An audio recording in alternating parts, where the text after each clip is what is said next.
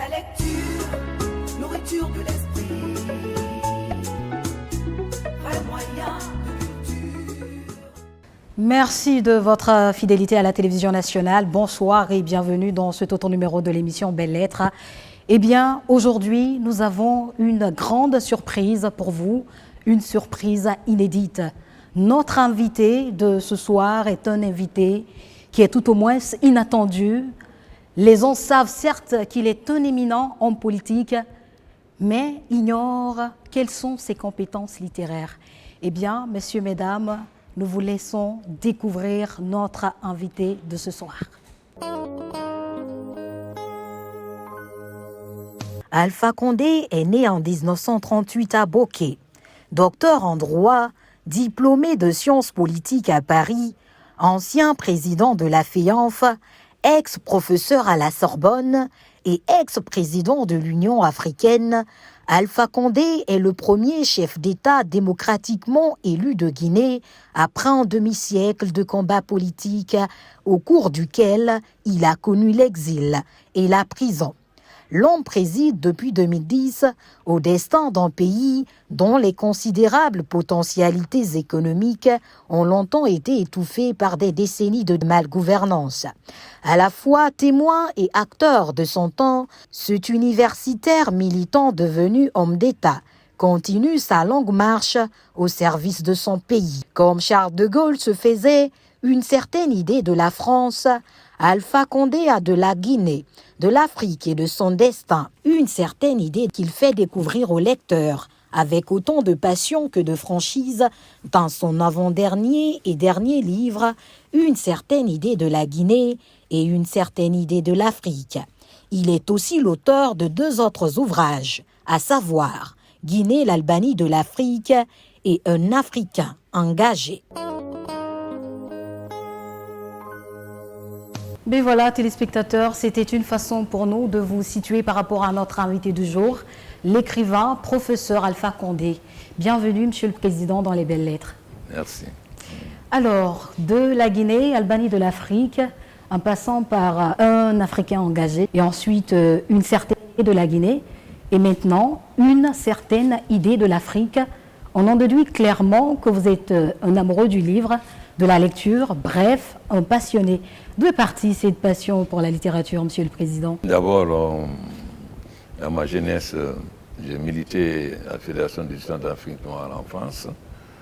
Donc c'était un lieu d'échange entre tous les Africains. C'était un peu avant la fin de la colonisation. Et ensuite, j'ai été étudiant, j'ai été élève à Toulouse, en Normandie, puis étudiant en France, où j'ai eu le temps de côtoyer à la Sorbonne comme à Sciences Po, d'autres intellectuels, et puis j'ai milité dans le syndicat. Donc j'étais toujours plongé dans le milieu intellectuel. Alors, est-ce qu'il y a des écrivains qui vous ont marqué pendant votre enfance? Vous savez, quand je suis arrivé en France, c'était l'époque de l'engagement politique. Le premier livre qui m'a frappé, c'est le livre de Frantz Fanon, parce qu'il décrivait, qui avait vécu en Algérie, qui décrivait. Évidemment, d'autres auteurs, puisqu'on était très engagés politiquement. Donc c'était surtout les écrivains marxistes, Staline, Lénine, Mao Tse-tung, Ho Chi Minh, etc. Mais aussi des poètes comme Aragon. Mais qu'est-ce qui vous inspire autant? Parce qu'il faut reconnaître que certains diront que l'écriture est aisée, d'autres diront le contraire. Vous, personnellement, comment vous faites pour avoir la première idée, le premier mot pour commencer? Parce qu'aujourd'hui, vous êtes à 4 livres quand même. Ce n'est pas donné à tout le monde. Oh, vous savez, bon, je ne suis pas un écrivain. C'est des circonstances historiques qui ont fait. Il fallait expliquer notre positionnement politique par rapport à la Première République, ce qui m'a amené à publier Guinée, Albanie, l'Afrique néocolonie américaine. À part ça, j'ai fait des recherches sur la culture mandingue que j'ai publié pour l'UNESCO, mais ça, ce n'était pas publié. Bon, ensuite, nous avons eu à publier plusieurs brochures et des journaux dans le cadre de la FEANF. Et puis bon, un Africain engagé, c'était mon itinéraire politique. En fait, Denis, ce n'est pas une certaine idée de la Guinée, c'était une certaine idée de l'Afrique. Parce que je parlais de la Guinée, mais je parlais surtout de mon parcours africain. Ouais. Mais il y avait des insuffisances parce qu'il y a certains amis qui se sont plaints d'avoir oublié le parcours que nous avons eu ensemble. Donc on a fait une deuxième édition qui a une certaine idée de l'Afrique. Je ne parle pas seulement de mon expérience africaine, mais de tout mon parcours panafricain, que ce soit avec les mouvements étudiants, les mouvements de libération ou les délais politiques. Alors justement, en venant à ce dernier livre, Une certaine idée de l'Afrique, parce que je précise en fait que c'est un entretien réalisé par François Soudan, qui est le directeur de la rédaction de Jeune Afrique. Pourquoi lui précisément pour réaliser cet entretien? Bon, écoutez, cela m'a proposé, et je me connais depuis longtemps, étant donné mon parcours, il serait bien qu'on fasse un livre d'entretien qui va montrer tout mon parcours panafricain pour davantage me situer par rapport à l'Afrique. Surtout quand j'étais président de l'Union africaine, tout le monde a vu les différentes positions que j'ai prises. Donc il m'a proposé, et puis plusieurs fois d'autres personnes m'ont dit, parce que quand on parle, ils me disent, mais il faut écrire, parce que nous, quand je parle avec des gens de certains pays, ils sont surpris des relations que j'ai dans leur pays, ils disent, mais il faudrait quand même que tu écrives un jour pour raconter tout ça, on a besoin de savoir. Donc c'est déjà une demande qu'on m'a faite plusieurs fois. Parce que les gens sont surpris. Quand je parle par exemple de mon séjour en Tanzanie, ils se disent, ah bon, comment? Ou bien mes relations avec des dirigeants comme Oliver Tambo à Londres, etc. Donc ils ont dit, mais il faut que tu écrives, qu'on connaisse quand même cette histoire, ça nous apprendra. Donc depuis un bon moment, beaucoup de gens me demandaient de parler de mon expérience. Donc quand c'est là m'a proposé, j'ai dit d'accord. D'accord, alors je pense que c'est compris à ce niveau. En tout cas, téléspectateurs, si vous venez de prendre le train en marche, sachez tout simplement que nous avons sur ce plateau l'écrivain, professeur Alpha Condé. Il faut préciser qu'il est à son 4e ouvrage. Le tout premier livre, c'est Guinée, Albanie de l'Afrique, et ensuite En Africain engagé. De là, il a publié Une certaine idée de la Guinée. Et aujourd'hui, nous sommes réunis pour parler de son tout dernier, Une certaine idée de l'Afrique. Moi, je ne me considère pas comme écrivain. Mais nous, on vous considère ainsi. Les chaînes intellectuelles, je ne suis pas un écrivain. D'accord. Quelle idée avez-vous plutôt de l'Afrique, puisque c'est de cela qu'il s'agit, c'est ça même le fondement de ce dernier ouvrage?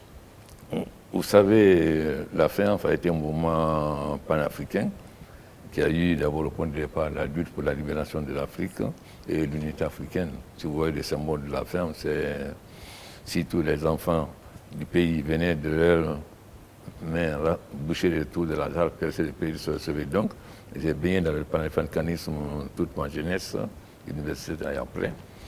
Donc, ma vision était toujours l'indépendance de l'Afrique, l'indépendance politique et économique et l'unité de l'Afrique. Parce que nous pensons que l'Afrique, on a tout pensé que l'Afrique est un continent d'avenir. Vous savez, la fin favorise cet avantage que tous les pays, les gens de tous les pays, particulièrement francophones, se retrouvent ensemble. Donc, c'était des échanges entre des étudiants de plusieurs pays. Donc, on parlait dans nos congrès. Chaque section faisait le rapport sur la situation dans son pays. Donc, on était imprégné de la situation non seulement de notre pays, mais de tous les autres pays africains.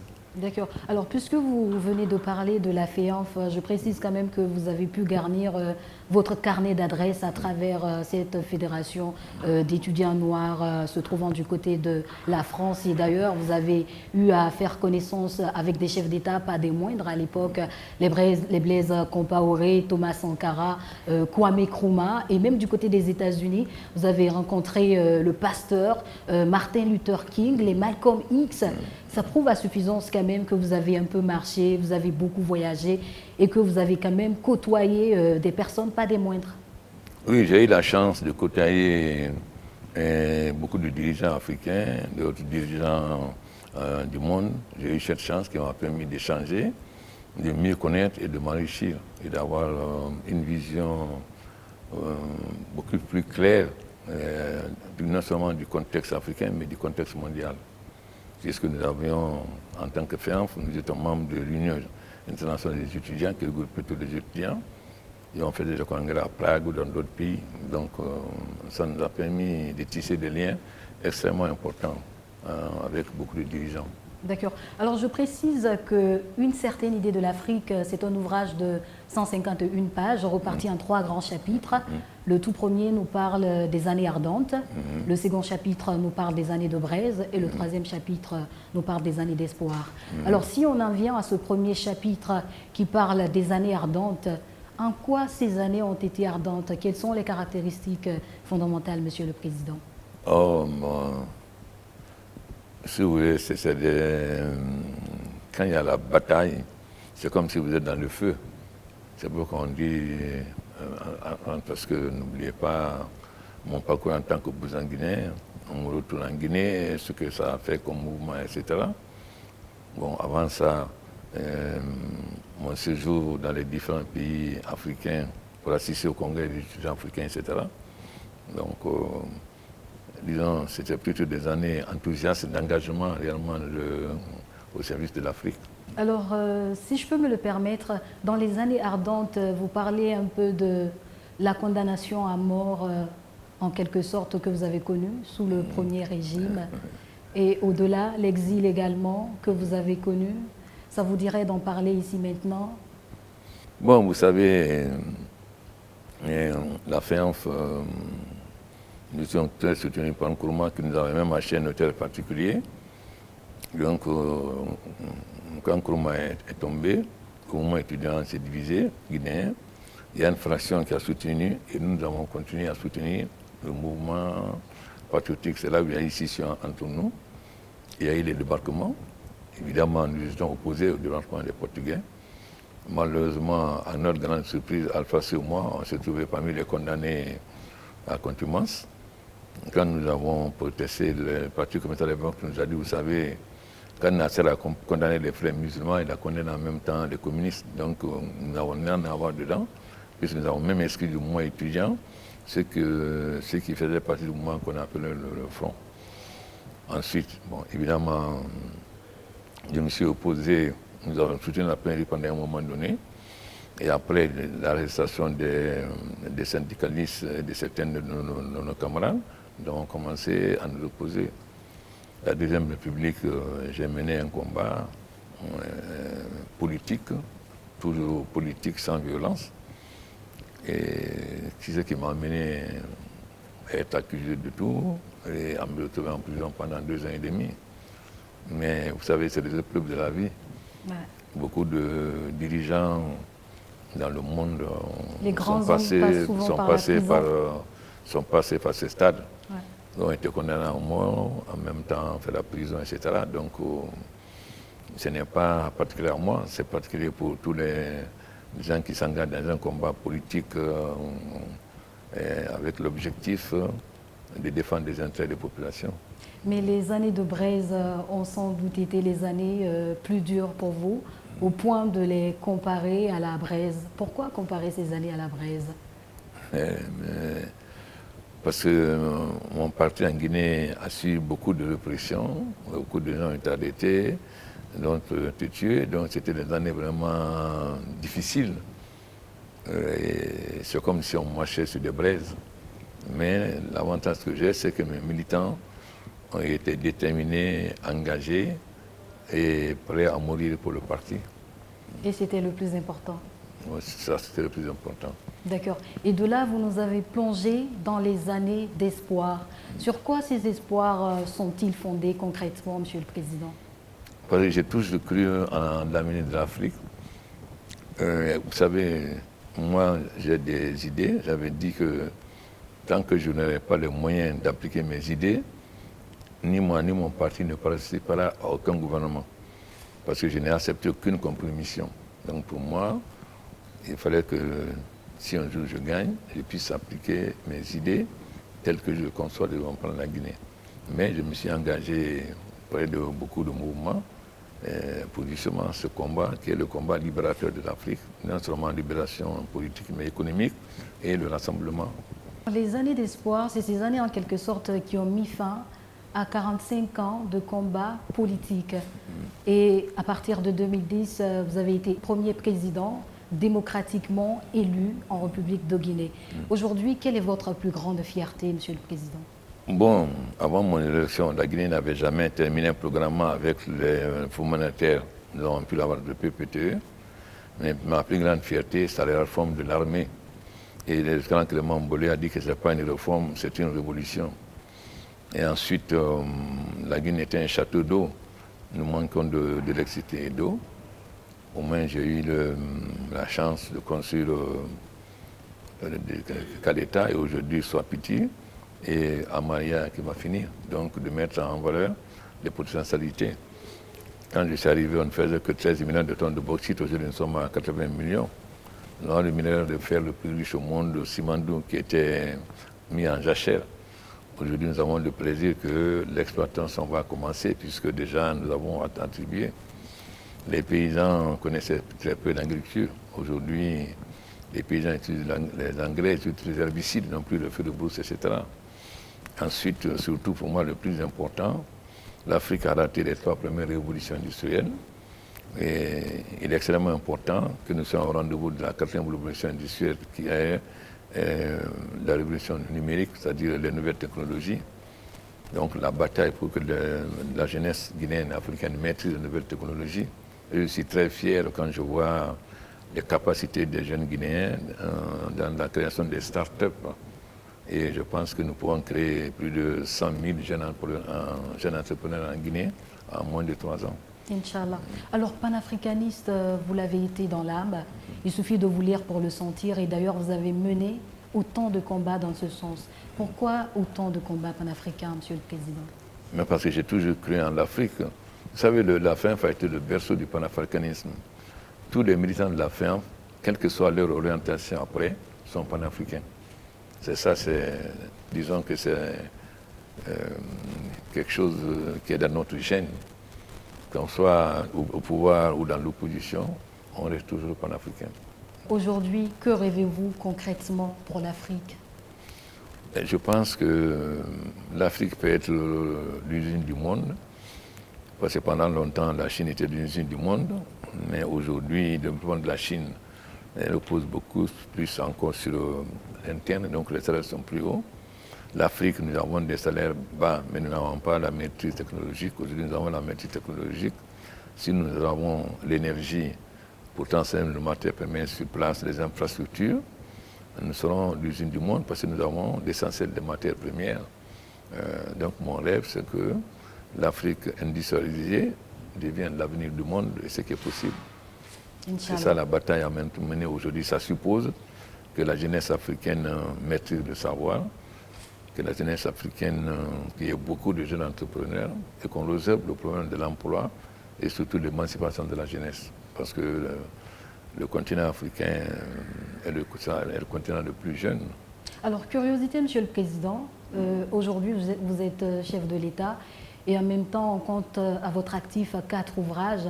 Comment vous faites pour jumeler les deux, en gros? Comment vous faites pour vous libérer, pour avoir un petit temps, ne serait-ce que d'écriture? Oh, vous savez, moi, j'ai consacré ma vie à la politique.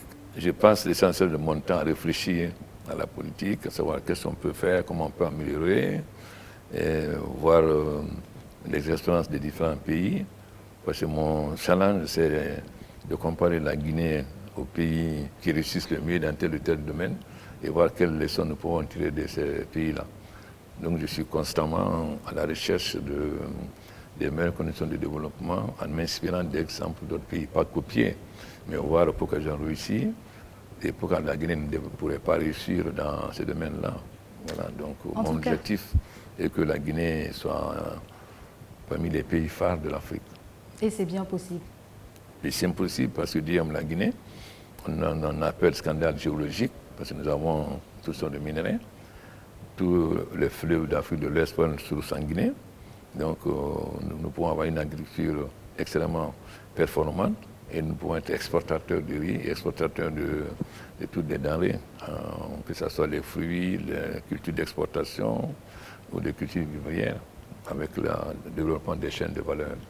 C'est-à-dire produire, transformer, transporter et commercialiser, qui est notre vision. La transformation de nos matières premières sur place et la maîtrise des nouvelles technologies.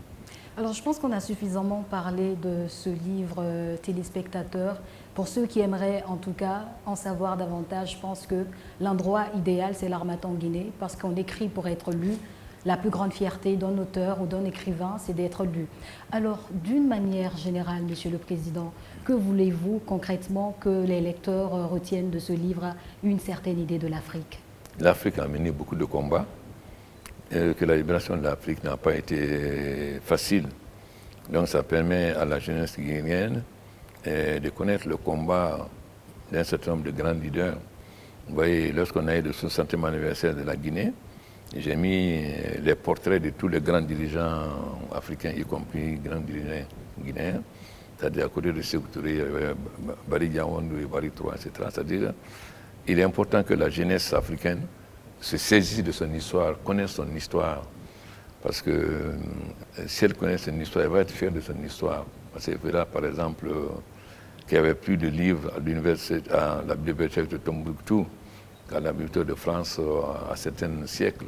Donc, ça va les rendre fiers du passé de l'Afrique et voir que nous avons toutes les capacités de devenir le continent de l'avenir. Alors, et vous, Monsieur le Président, que voulez-vous concrètement que le peuple de Guinée retienne de vous? Ça, c'est le peuple de Guinée. Ce n'est pas moi à définir. Moi, que le peuple de Guinée sache que toute mon ambition est de me consacrer au bonheur de ce peuple, particulièrement des jeunes et des femmes et des personnes les plus déshéritées. Et ce n'est pas facile, parce que très souvent, les gens caricaturent et déforment, mais la vérité finit toujours par triompher. Le président de l'Assemblée bureau à l'époque m'avait dit, Alpha, sois patient, on t'a mis un masque, mais un jour le peuple de Guinée verra ton véritable visage. Je pense que c'est la meilleure indication de mon parcours. Alors, si vous aviez à conseiller la jeunesse d'aujourd'hui, je voulais dire, quel message concrètement? Qu'elle se consacre aux études, à la maîtrise des nouvelles technologies et qu'elle sache qu'elle est aussi bien capable que les jeunes européens ou américains à créer des entreprises, des start-up, parce qu'aujourd'hui, c'est les start-up qui permettent l'émancipation économique. Et je suis certain, d'abord, on a vu l'exemple, la Banque mondiale voulait nous commander un logiciel pour suivre les contacts pour le coronavirus. Un jeune Guinéen a fabriqué ce logiciel-là ici. Donc moi, je crois beaucoup en la capacité créatrice de notre jeunesse. Et si on les accompagne et qu'on met à leur disposition tous les moyens technologiques, je pense que les jeunes Guinéens pourront complètement transformer la vision de la Guinée et donner une autre image de la Guinée plus unie, moins portée sur des questions ethniques, etc., mais tournée vers le développement et l'intégration, non seulement en Guinée, mais l'intégration dans un ensemble plus vaste africain. Alors, c'est la fin de cette émission, Monsieur le Président. Un message particulier avant de se quitter? J'espère que les jeunes qui liront ce livre pourront mieux s'intéresser à l'histoire africaine. Merci, Monsieur le Président. Je vous en prie. C'est moi qui vous remercie. Okay. Mesdames et messieurs, c'est la fin de cette émission. Permettez-moi de paraphraser Alexandre Solzhenitsyn qui disait que toute littérature qui n'ose communiquer à la société ses propres souffrances et aspirations, qui n'est capable d'apercevoir à temps les dangers sociaux et moraux qui la concernent, ne mérite pas le nom de littérature. En tout cas, aujourd'hui, au-delà de l'homme politique que vous avez toujours connu, vous avez quand même découvert ce tome littéraire, ce passionné du livre, ce passionné de la littérature, ce passionné des lettres. En tout cas, de mon côté, grand fut le plaisir de vous servir et on se reprend très bientôt sur la Lucarne Joyeuse. Portez-vous bien, au revoir.